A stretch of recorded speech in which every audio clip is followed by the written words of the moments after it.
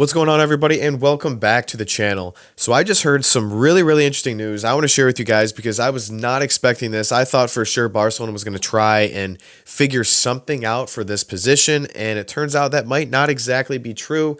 So I want to break this down, give my thoughts and opinions, and then I guess what Barcelona could do moving into next season. And then, of course, as always, definitely comment what you guys think down below. This is a video where I'm really intrigued what you guys have to say because there is a lot to look at and digest. So definitely feel free to comment what you guys think about this down below. And then if you guys end up enjoying the video, feel free to drop me a like or subscribe to the channel. Now let's jump in and discuss what I just read inside Barcelona. So I just read that, and this is coming apparently directly from Deco, apparently they're not going to be signing any defenders, fullbacks, or midfielders to Barcelona this transfer window. Now, I find that very interesting because we obviously see there's a bit of a trend with Araujo in big situations. So there was for sure a lot of controversy around, are we going to sell him? And then if you do sell him, you do need to find a replacement because Inigo Martinez is a little older and Cabarsi is so young and inexperienced. We need to have him. We need him paired up with someone that has experience and also someone that can give him some rest too. I think a fullback could have been beneficial as well because Jared Martin's not the greatest defender. Hector Ford is okay.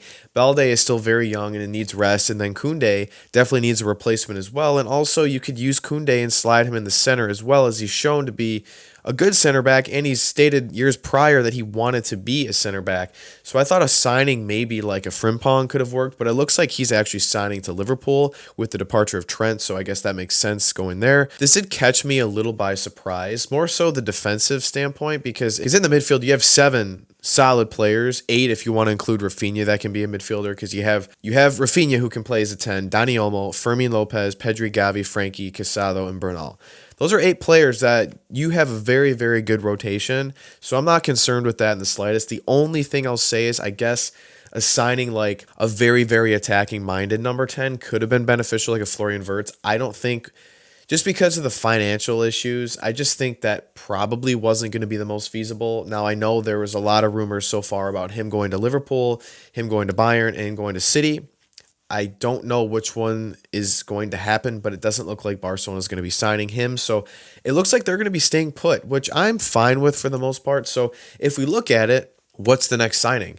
Well, I think Lewandowski's replacement is 100% the most important thing you can do if you're not looking at any other position. This is where I really want to hear what everyone else has to say, is the left winger situation, because obviously Raphinha had a fantastic season, definitely could be a Ballon d'Or winner, 100% should be in the top 3 or 4, absolutely. But I think there are moments where having a true left winger that isn't afraid to beat guys on the dribble and is just a little more crafty in trying to beat guys, I think could be very beneficial. Raphinha can make runs and he is dangerous because he works really hard, but I think he lacks that real presence of being that left winger that I would say Leao and Nico Williams have, and Mbappe had when he played as a left winger. Sometimes it can hurt Barcelona's attack because they always play through Lamine Yamal on the right-hand side because he's the one that's going to try and beat players, not Raphinha. So I do think having a player of that caliber on the opposite side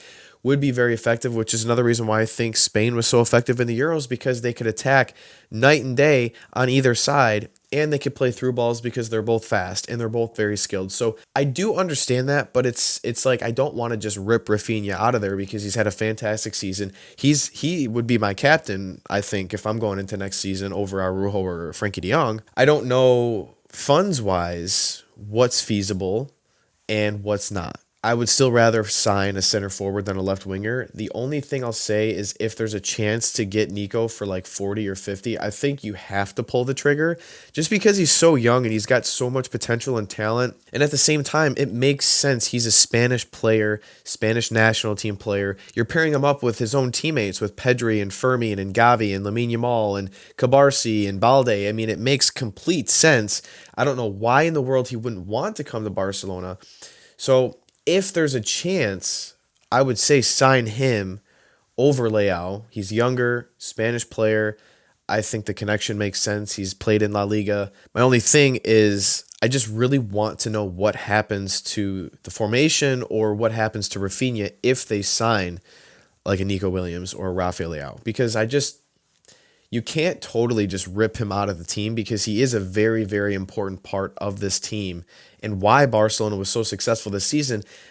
I would say that Raphinha could turn into a very successful striker. There's no reason in the world he couldn't score 25 goals playing as that number 9 if Barcelona ran a 4-2-3-1. There's no reason in the world because he gives you everything that Lewandowski doesn't. He shoots outside the box, he hustles, he makes runs, he presses defenders, and he'll drop back as a false 9. He'll shift and move over to the right or the left. He'll give you so many more options than Lewandowski. So if that happens, I would love to see Raphinha play as that number 9 just to try it.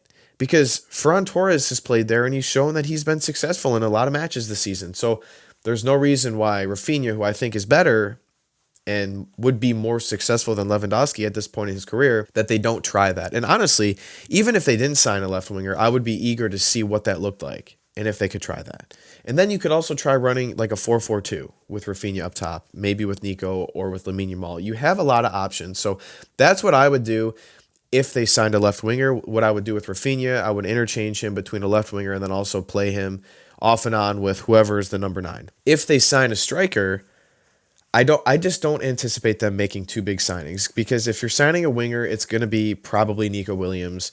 Luis Díaz, I'll make another video on this. I'm not really for that. I think money could be spent a lot better with a player like Nico Williams. He'd be cheaper and he's younger.